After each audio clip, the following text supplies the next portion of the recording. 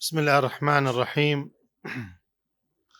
الحمد لله الذي أسبغ علينا النعمة ورضي لنا الإسلام دينا وجعلنا خير أمة، وبعث في الأميين رسولا منهم يتلو عليهم آياته ويزكيهم ويعلمهم الكتاب والحكمة، وأصلي وأسلم على النبي محمد من الله به علينا منة أي منة، وعلى آله وصحبه حفظة الكتاب والسنة، ثم أما بعد.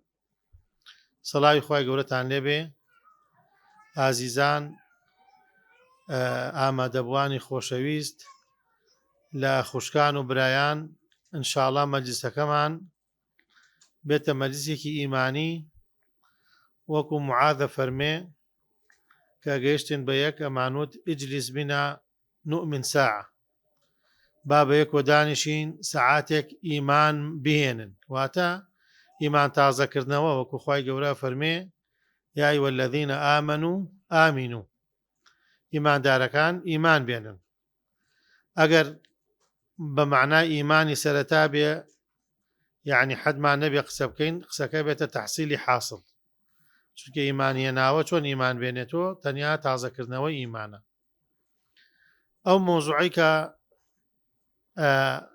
قەرارە کە تەرحی کەم لە خزمەتی بەڕێزتان، پێغەمبەری خوا صلی الله علیه وسلم چۆن پەروەردەی ئەسحابی کردووە، یعنی تەلەبەکانی با بڵێین، ئەوەی لە مستەلەحی ئەمە پێوترێ سەحابە، لە ڕووی ئیمانیوە.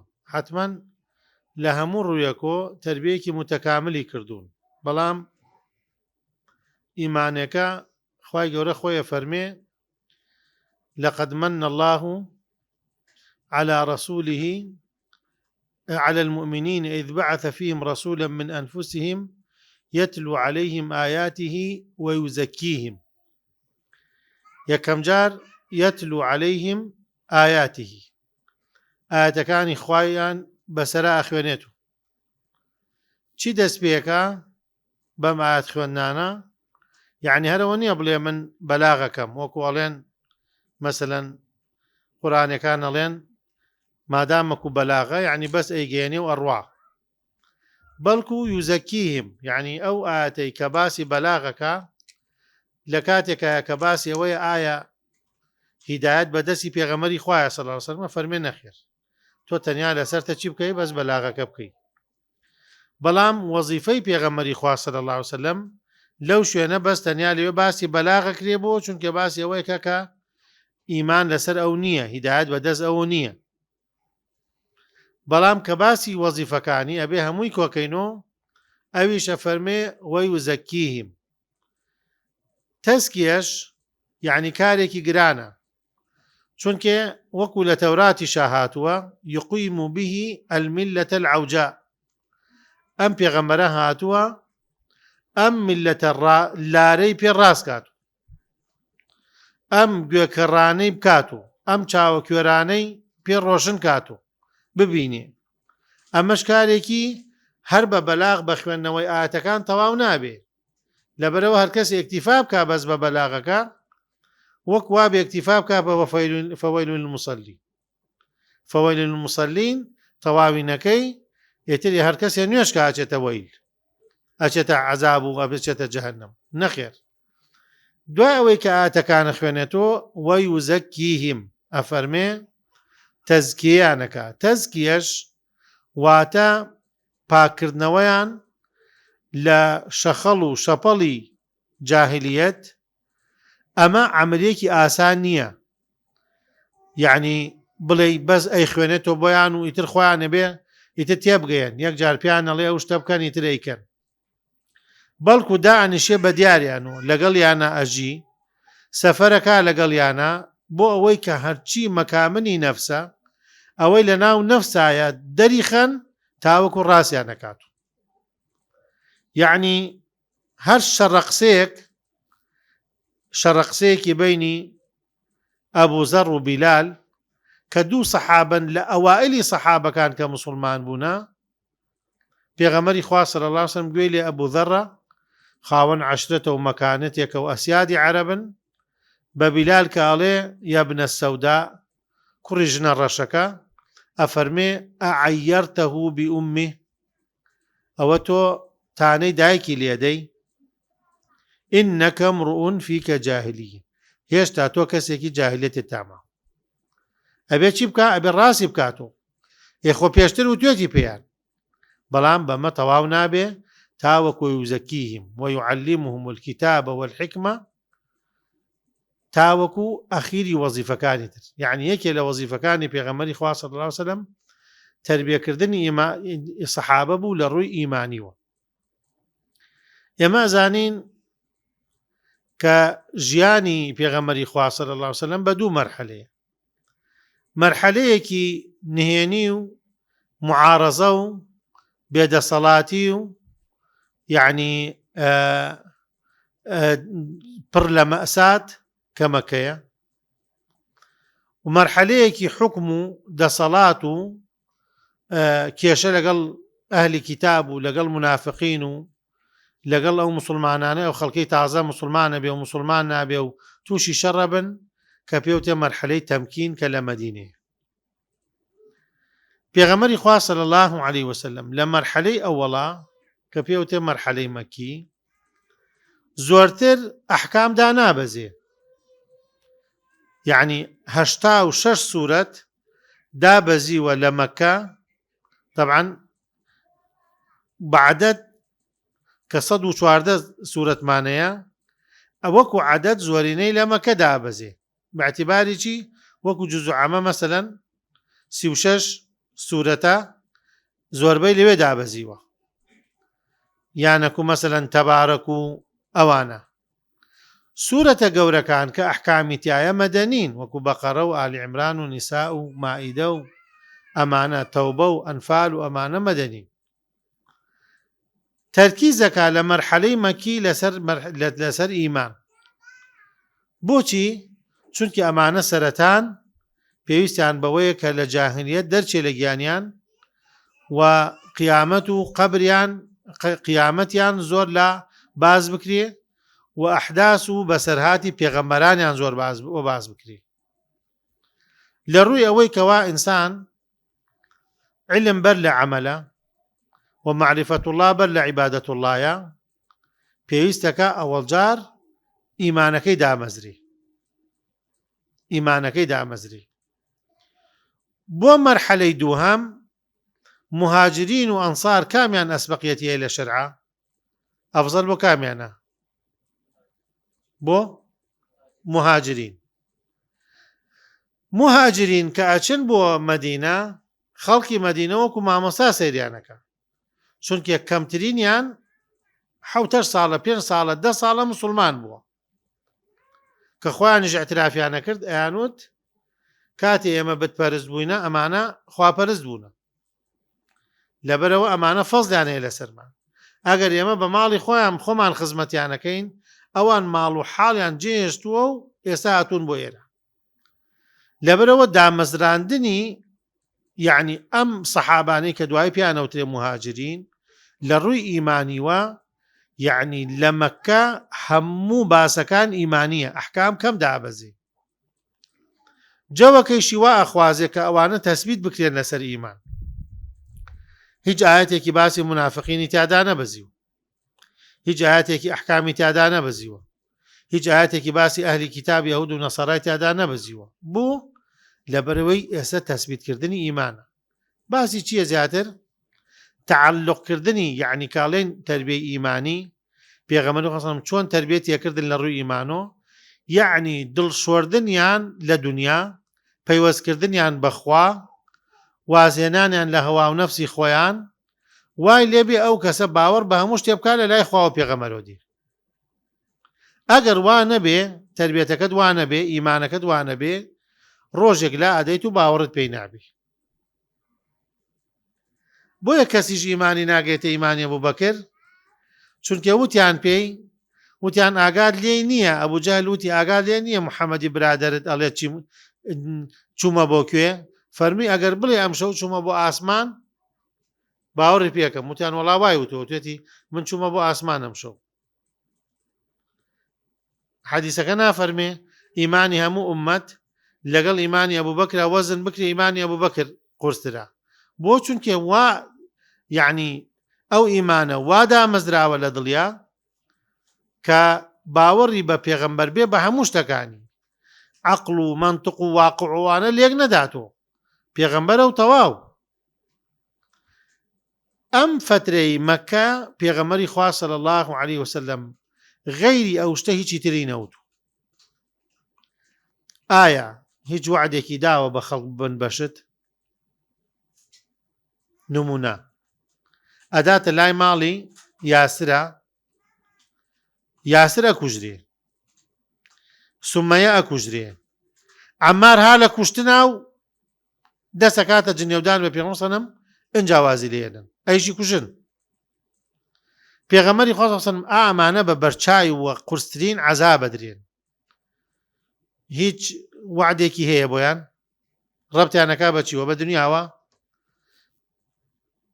صبرا آل ياسر فإن موعدكم الجنة بۆ چونکە غەیری ئامە نەجاحەت نایەری ئللا بێ ڕەبتیکەی بە قیامەتۆ بەخواوە دەسی لە دنیا بشۆرێ دڵی لە دنیا بشۆرێ هیچ ڕەبتێکی بە دنیا نەمێنی هیچ مەسلحەتێکی لەم ئیمانە دەست نەکەوێ هیچ مەسلحەتێکی نابێ دەستکەوێ ئەوە پەروەردە بۆ لەوێ کراوە چوار شەخسیەتیان بۆ مەکە کە بیستویانە ئەم پێغەمبەرە هەڵهات مەسەلەن دەرکەوتووە توفەیلە ئەبوو زەڕە ئەمانەیە حوسەینە کە دێن بۆ مەکە پێغەمبەری خوا صلی الله عليه وسلم فەرمێ ئەلا تەڕەونە ئیلا حالی خۆتان نازانم من خۆم جێگەنیەتە بمێنمەوە بچن بۆ قەومەکانتان داوا بکەن لە ناو قەومەکانتان تاوەکو ئەبیسن من لە شوێنێکا خۆم گیرسانۆتۆ ئەنجاوەرن بۆ شوێنە هەرێکێکیان لیقاکە ئەمەنە سڕێت کراوە سەعاتێکی پێ نەچووە 1 سەعات ئێمە ڕەنگە ئێستا هەر لێرەوە سەعاتێ زیاترمان پێ بچێ و یعنی هەردوایش لەبیرمان نەمێنێ 1 سەعات ئەبوو زەڕ هاتووە لای پێغەمبەر وەسەلەم ئەو شەوە کە ماوەتۆ چۆ لای عەباس خەوتووە باشە هەر ئەوەنە پێغەمبەری خوا صلی الله علیه وسلم بینێ توفەیل و حوسەین و ئەوە کەیتریش هەر ئەوەنە دوای کە پێغەمبەری خوا صلی الله علیه وسلم هەڵەکەوێ هەرێکێکیان قەومێکەیەنی ئێمە ڕەنگە بڵێن ئێمە دەوراتمان زۆر پێویستە بۆی لەم دینە تێبگەین پێغەمبەری خوا صلی الله عليه وسلم ئەسحابەکانی یعنی لە ماڵی خۆیان دوو کچی مارەبڕی ئەبوو لەهەبە یعنی یەکەم ماڵ کە ئیسلامی تێچووە و هەمویان موسڵمان بوون یەکەم ماڵی پێغەمبەری خوا صلی الله عليه وسلم ئەو ڕۆژە تا ئێوارە کە وەحی بۆ دابەزی خێزان یەکەم کەسە باوەڕی پێکاوە کچەکانی تەبعاً کوڕەکانی مناڵ هەر بە مناڵی مردوون لەگەڵ ئەوە ئەبوو لەهەب ئەم خەبەرە ئەبیسێ بڵاوە بێتۆ زۆرەکە لە هەردوو کوڕەکەی کە چی بکەن هەردوو کچەکانی پێغەمبەر سەلەم تەلاق دەن تەبعاً فترەی دەستگیرانداری لە مابەینی ماڵی بووک و لە بەینی ماڵی کوڕ و کچە مەرحەلەیەکی زۆر مجاملن دایکی کوڕ دایکی کچە بینێ ئەکسەر یەکتری ماچەکەن ئەم باسی کاکاکە و باسی داداکە ئەوەڵێ بەخوا کاکە هەر ئەوە باسەکە ئەوڵێ بەخوا کچەکەی منیش هەر ئەڵێ ئەوە چی بێ و ئەوە بکەین و ئەمە حازرکەین و ئەمانە بکەین کە ئەبوو لەهەب شان بەشان یعنی تۆ لەگەڵ خەڵکە ئەتوانی قەتع بی بەڵام ئەبوو لەهەب نەمامی پێغەمبەری خوا صلی الله علیه وسلم ئەممەنە پێغەمبەری خوای خۆشەوێ چووە دوو کچی کردوتە چی هێناو بۆ دوو کوڕی ئەو ماڵانە زۆر ئەمیشاکەن کە زۆر حەزیان لە تێکەڵاو یەکتریە کە زۆریان ئەنجا بە دیوارن ئەنجا خێزانەکەی شێرا مۆزازازایەتی چونکە کچی خوشکی ئەبوو سوفیانە جەمیلەی کچی حەرب کە زۆر لە هەردوو کوڕەکەیەکە تەلاقیاندن بۆ ماڵی پێغەمبەری خوا صلی الله علیه وسلم دوو کچی بە یەکۆ تەلاق بدرێت چی نەفسیەتێکە چەند یعنی چی ڕووخاندنێکە بۆیان چەندێ ناخۆشە لەسەریان بۆ ئەو دوو کچە چەندێ ناخۆشە وەڵڵاهی کەس پیاو نەناسێ ژنەکەی ناسی بۆ نمونە ئەم ژنە ئەیوچی ئەمەم خەدیجە محەممەد دەواز لەم قسە بێنەوا دروست کرد بۆ خۆت ئێمە ماڵمان کاول بوو کچمان تەلاق درا قوڕ کرا بە سەرمان ئەمە چی بەزمێکە دۆزیوە بۆیان باس کراوە کە خەدیجە قسەی کردبێ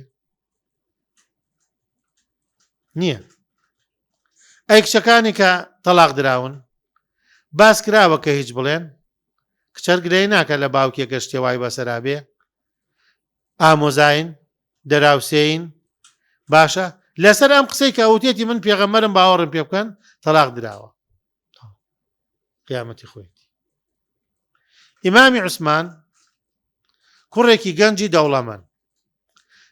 دەوڵەمەند سەخی مەشرب خۆش مەجلس خۆش کەسێکی بە شەرم و بە حەیا کەسێکی بەخشندە هەموو حزب و گروپێک حەزی لە ئینسانی دەوڵەمەند گەنج سەخی دەوڵەمەند کەسێکی بە حەیا دێ لێرە چیەکە هیچ پێویستی بەم کارە نییە بەس چونکە تربێتەکە وا کراوە ئیش بۆ قیامەتکە بۆ ئەوەی کەوا ماڵی پێغەمبەری خۆسەڵم ئەمان لێ قەوماوە فریاکەوێ یەکێ لە کچەکانی خوازی ئەوە جار ڕوقەیە خوازی پێویستی بەوە نییە هەموو کەسی حەزەکە داتە دەوڵەمەند هەموو کەسی حەزەکات دەوڵەمەندی لەگەڵا بێ بەڵام لەو کاتە ئیمامی عوسمان ئەوە لێک ناداتۆ کە ئەمە ئەو ئامۆزاکەی خۆی تەلاقیدا ئەم چەند زایەکە کەوێتە بینیان بۆچی ئەمیشە بکە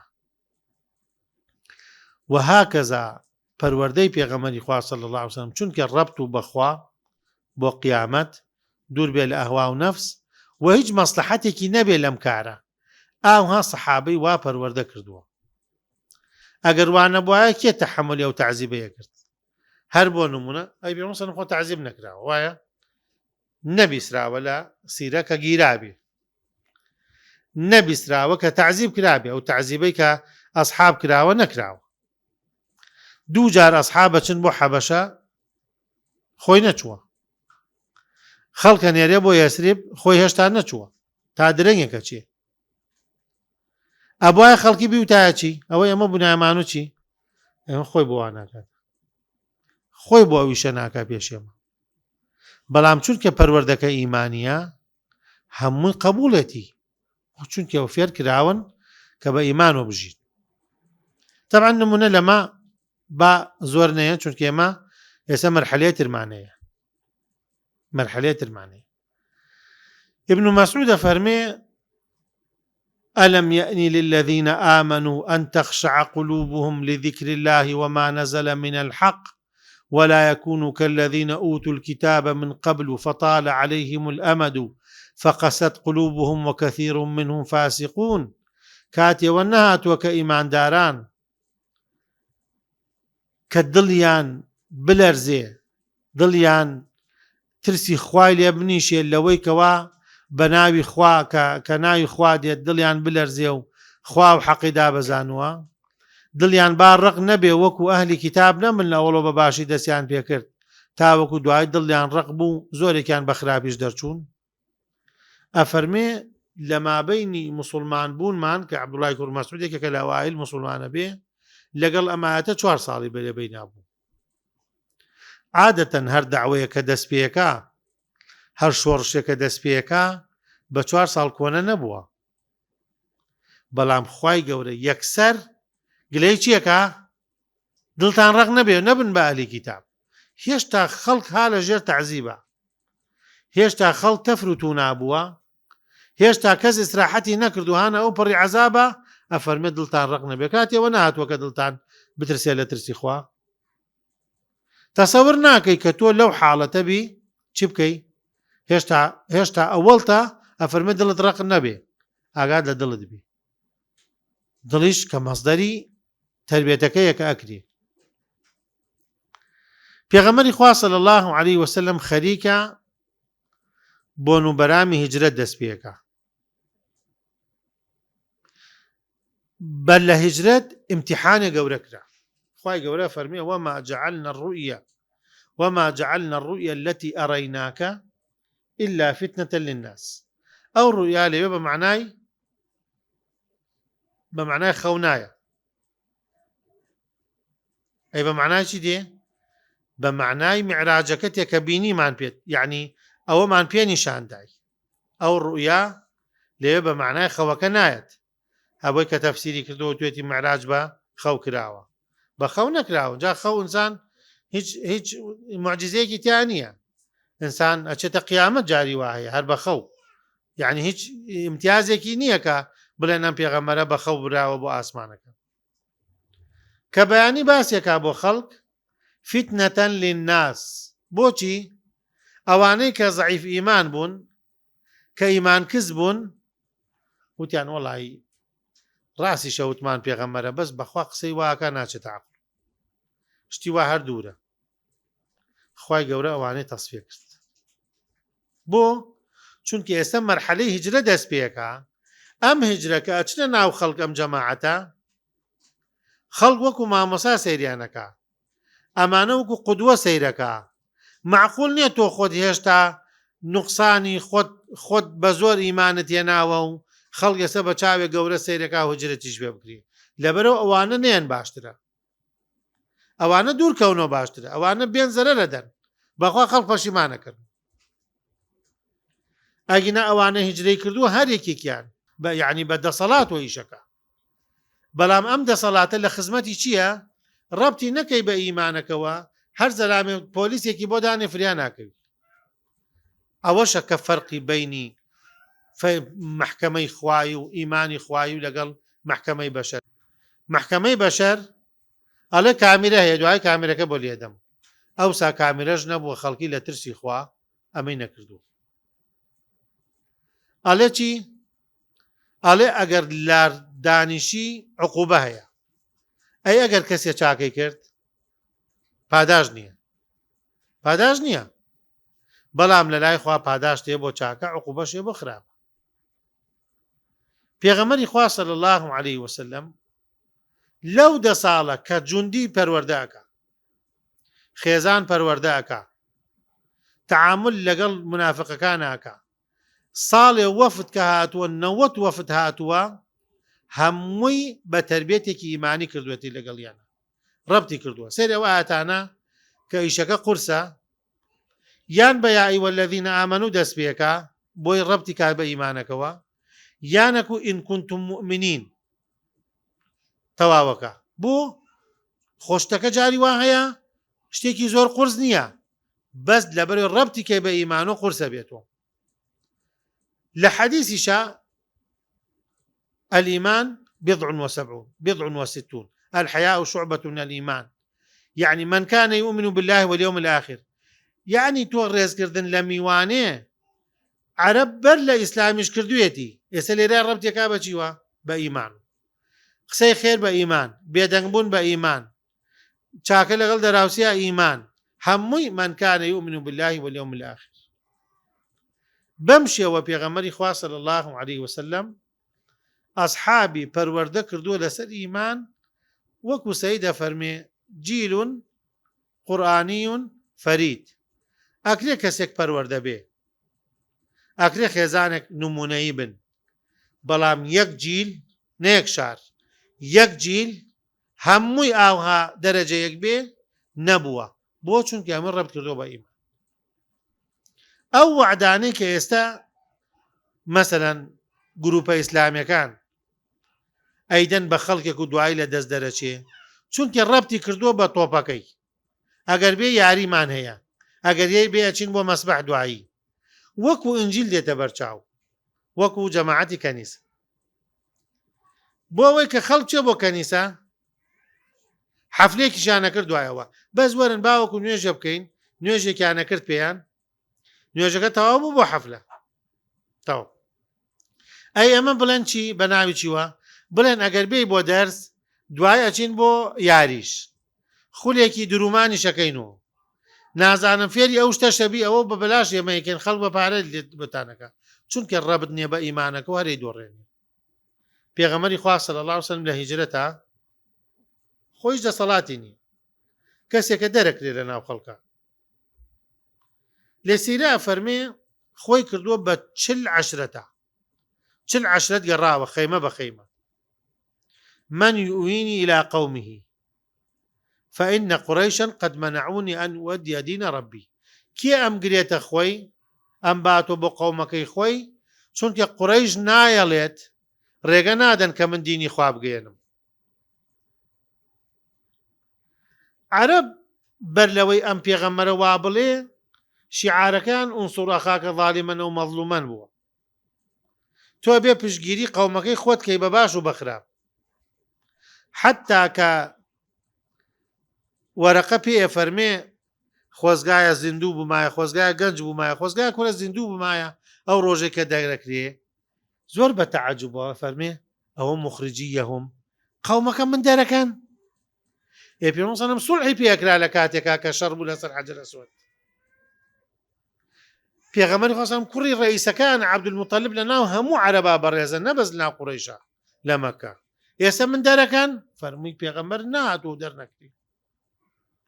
ئێستا کاتێوەیە کە دەربکرێ. ئەم دەرکردنە کێ ئەم گرێتە خۆی من دینی خوا بگەێنم. دوو قەوم یا دوو عەشرەت خەریکە ڕێگەکەون لەگەڵیان، بەڵام مەڵێن ئەگەر ئێمە ئیمانان پێ نایتوە پێغەمبەریت و طبعا ئێمە زانین تووشی چەندە مشکیلە ئەبین، ئەبێ شەڕت بۆ بکەین، ئەبێ پارە و ماڵمان لە بەردەستا بێ، ئەبێ لە قسە دەرنەچین، ئەمانە هەموویە زانی. پێغەمبەربی ئەی حسەی ئێمە چیمانەیە ئەبین بەچی؟ ئەوش پیان نەفەرمێ چی؟ غەمتان نەبی، حسەکەی ئێوە لای خۆ قابلە. یعنی ئەو کاتە کاتی ئەوەیە چی بکەی؟ بڵێ ئەوە خەیر عەشیرەتی بەنی عامر عەشیرەتی بەنی شەیبان. ئەمە ئێستا کاتی ئەوەیە کە ئەمانە هاتوونەتە پێشۆ. ئەو قوڕەیش دەریەکە جێگە نابێت، تائیف دەری کردووە، ناچێ بۆ حەبەشەش بۆ چونکە بچیا بۆ حەبەشە بەس لجوویەکی سیاسی پێدرا، لجوویەکی ئینسانین لەوێ نێتوانی داوا بکە. ئەم قەومە هاتوونەتە پێشۆ ئێستا بۆ ئەم فرسەتە لە دەسەدەی داوای چیەکەن؟ ئەڵێن حسەی ئێمە چییە؟ دوای خۆت ئێمە بین بەچی؟ ئێمە ئەکەیتە چی؟ تۆ هەر خەڵکەکەیتە شت با لەم قەومە بێ کە ئەمانە تەسحیان بۆ داوی خۆیان کردوتە دوژمنی هەموو دنیا بەس بۆ ئەوەی کەوا تۆ بگرن نەخۆی. ئەفەرمێ چی؟ الأمر لله يضعها حيث يشاء. والله فەرمان لە لای خوایە، خوا خۆی زانێکێکە. یعنی ئەڵێ ئەمە هەموو شەڕەتە بۆ بکەین، ئەمە هەموو خطورە بکەین، دوایش دیار نییە ئێمە بینمە چی؟ نامە تاوەکو کێ دێن؟ یعنی ئەگەر ئەوە نەبێتی دەرگا داخرێ نەسر کەی دابەزێ؟ حتى إذا استيأس الرسل وظنوا أنهم قد كذبوا جاءهم نصرنا وزلزلوا حتى يقول الرسول والذين آمنوا معه متى نصر الله. أم نصر كي دابزي أوس خزرج كأما بيسن ألن فرياكون أما أو كسي ويهود هرشتان بيكا يهود كاتي خوي كهاتون بەدوای ئەوە گەڕاون و توانە پێغەمبەری ئاخر زەمان لە لای بەیتی ئیبراهیم دەرەچێ، بەڵام لەوێ دەرێکەن یەکێ لە شارێکا خۆی ئەگرسێنێتەوە کە سەوزایی و باخ و بۆیسانە و سیلسلە شاخێکی ڕەش بە چواردەورێتی. مەجموعەکان چۆتە خەیبەر نەفسی جەوە، چۆتە فەدەک، چۆتە تەیما، چۆتە وادی القوڕا، چۆتە ئەحسا، چۆتە یەسریب و توانە شوێنێکە ئالەوەچێ کە ئەوس و خەزرەجەی بیسن هەرچەندی عەداوەتێکیش لە بەینانایە ئەڵێ فریاکەون. دیانێک ئەم جار موسڵمانە بن. پێغەمبەری خوا صلی الله علیه وسلم یعنی چەندێ پەلەیەتی خۆی، بەڵام نە بادام مەزرێن ئێمە هیچ نازانین. موسعەب بڕۆ، موسعەب 3 بۆ 4 مانگ وەکو تەنزیماتی سڕی ماڵ بۆ ماڵ باخ بۆ باخ ئەگەڕێ تاوەکو جەو مهەیئەکە. هیچیان دیارە، ئەوان هیچ دیاری نێجاری. ئەم چاڵەکەی تر دێنەوە بۆ ئیتیفاق کرد. 82 پیا و ئافرەتێک بەشداریەکە لە شەوێک کە پێوتێ لەیلەتە العەقەبە. وەکو عوبادەی کوڕی سامت ئەفەرمێ لە لای من ئەفەرمێ بەشداریکردنم لە لەیلەتە العەقەبە لە بەدریش گەورەتر بوو، هەرچەندە بەدر زۆر باسەکرێ لە ناو خەڵکا، بەڵام ئەو شەوە بەشداریم کردووە لەو ڕێکەوتنە لە لای منە لە بەدر گەورەتر. ئیتیفاقی چیەکەن؟ عادەتی عەرەب وایە کە باوەڕ بە کەسێک ناکە ئەگەر کەسێکی زۆر خۆی نزیک لەگەڵ یان نەبێ. پێغەمبەری خوا صلی الله علیه و سلم بۆ ئەم ئیتیفاقێکی ئەبا لەگەڵ خۆیان عەباسی مامی. عەباسی مامی هەمووکو برادەرێتی مامێتی و بۆنی باوکیشی لێەکە لە جێگەی باوکی دانیشتووە. حرەسیاتەکە ئیمامی ئەبوبەکر لە نوقتەیەکە ئیمامی عەلی لە فەم الوادی لەوەی گرت.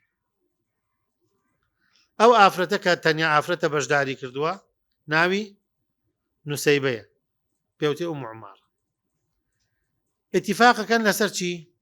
یا ڕەسوڵڵا ئێمە ئامادەین باوەڕمان پێ کردووی وەرە بۆ شارەکەی ئێمە لە خزمەتتا بین. عەباس دەچەکاتە قسەکردن ئەفەرمێ قەومەکان ئەگەر ناتوانن دیفاعی لێ بکەن مەی بەن و دوایی بیدەنە کوشتا و وازی لێبێن و ئەوانە باوەکو نەبێتە دوژمنایەتیش لە بەینی عەشرەتەکانمانە. ئەوان شەڵێن ئێمە باوەڕمان پێ کردووە ئەمە پێغەمبەرە وەڵڵاهی واز نایەنین ئەبێ بێت لا نەقیل ولا نەستەقیل، نەوازێنین نە خۆمان وازێنین نە بە وازینانی وەش وازێنین، نە ئیقالە و نە ئیستیقالە. ئەڵێ عەقڵ بە گەورە و بچووکی نییە، بچووکترین کەسی مەجلیسەکە ئێستا بڵێن لەم مەجلیسێکی زۆر بچووکە ئەم کوڕێ منە بۆنم. ئەڵێ قەومەکە پەلەمەکەن با ڕوونکردنەوەی بدەم. ئەزان ئێوە چیەکەن؟ ئێوە ئەم پیاوە بگرنە خۆتان، ئەم پیاوە مەطلوبە هاربە کەسێکی داوا کراوە خەتەرە ئیگرنە خۆتان بیگرنە خۆتان. هەموو عەرەب لە یەک کەوانەوە تیرتان تێگرن، یعنی هەموو ئێوەتە دوژمنتان چونکە بەدوایە گەڕێن. هەر کەسێکی لە هەر شوێنێکا بێت هەموو دێتە سەریەوە. ئەمە یەک. دووهەم عەضەتکوم السیوف، شمشێر تیکە تیکەتانەکە وەڵڵاهی زۆربەتانە بێ بە کوشتن بڕۆن، ئەبێ شەڕی بۆ بکەن، ئەم زەلامە دانانیشێ، ئەبێ حیمایی بکەن، ئەبێ شەڕی بۆ بکەن، ئەبێ هەرچی کرد بە قسەی بکەن. ئەمە دوو. سێهەم هەرچی مەسلحەتتانە زراعەت و تیجارەت و ئەمانەتان هەمووی ئەفەوتێ، ئیتر مەعزوولە بن لە ناو خەڵکە. ئەوان شەڵێن ئێمە هەمووی ڕازی پێغەمبەرە ڕازین بی. ئەی مەشتان چی ئێوەش قسە بکەن ورات لە بیریان چێ مەرجەکەش باسکەن. ئەفەرمیەک مەرجمانەی ئەگەر خوای گەورە تۆی سەرخست تۆ سەرکەوتی جەمان ناڵی حەزەکەین هەر لەگەڵمانە بژیت. ئەفەرمێ ئەلمەحیا مەحیاکم والمەمات مەماتکم، ژیان لەگەڵ ئێواکەم و مردنیش لەگەڵ ئێوە. یەڵا خەیری لێ ببینی و هەرێکێ بۆ شوێنی خۆی. هیجرە دەستی پێ کرد. دوای 8 ساڵ لەم حادیسە پێغەمبەری خوا صلی الله علیه و سلم لە شەوێکە ڕای کرد، شەوێک بەردەرگایان گرتبوو لە کوشتن نابوو. عەلی چوە ناو جێگەکەی بۆی بکوژرێ، لە دەرگای پشتۆ ڕای کرد، بە پێ ڕایان کرد تاوەکو مەسافەیەک لە ئەشکەوتێ خۆیان شاردۆ. بەڵام دوای 8 ساڵ بە جەیشێکی 10,000 هاتە ناو 10,000 جوندێتی خۆشی بە خودەی عەسکەری و هاتە ناو مەککە. ئەکرێ ئینسان لە کاتی نەبوونە لە کاتی فەقیری بێدەسەڵاتی هەموو شتێکە قبوڵەکە، بەڵام ئێستا ئیتر بۆچێتی لە کاتی گەنجیە سیاسەتەکە، بەس ئێستا 6 ساڵ عمرێتی، یعنی خۆی شێزانێ بەرەو کۆتایە ڕوا ئێستا ئەوەی کە ویستوێتیەکە. سێر چۆن پەروەردە ئیمانیانەکە.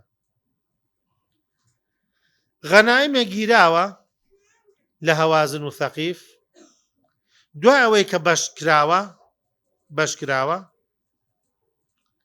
هەرێکی لەسەر گەورەکان کە دوژمنەکانی دوێنێ بوون 100 حوشتری پێدرا.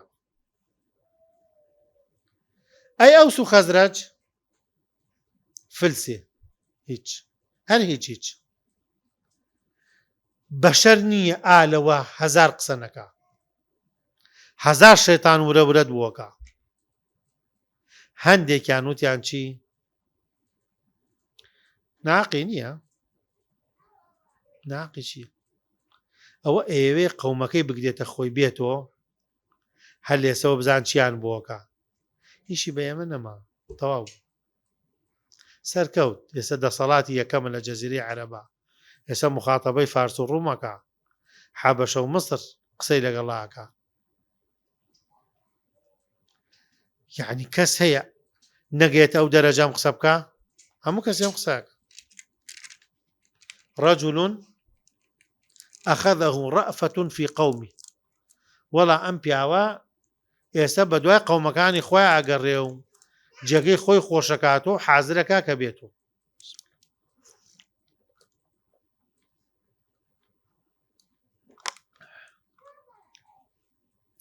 سەرکردە ئەگەر ناڕەزایەتێکی بیست نابێ بڵێ بۆ خۆتان هەر قسە بکەن هەرچی ئەڵێن بڵێن هەر من حەقم پێتان نییە هەر قسە بکەن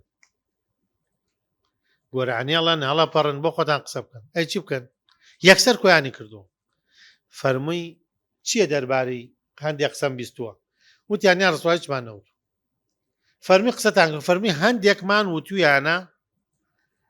وتویانە هێشتا شمشێرەکان ئێمە چکەی خوێنی دێ لە شەڕەکە کەچی ئەچێ ئەوانەی کە شەڕیان لەگەڵا کرد ئێستا لەگەڵیان شتەکانی دا بە ئەو هیچی بەشی ئەمەنێتە ڕەنگە ئەمە بۆ ئەوە بێ کە پێگەی خۆی لە ناو قەومەکەیە بەقوتەکە چونکە قوڕیش هەموو عەرەب چاوی لێسەرەتی بەوابی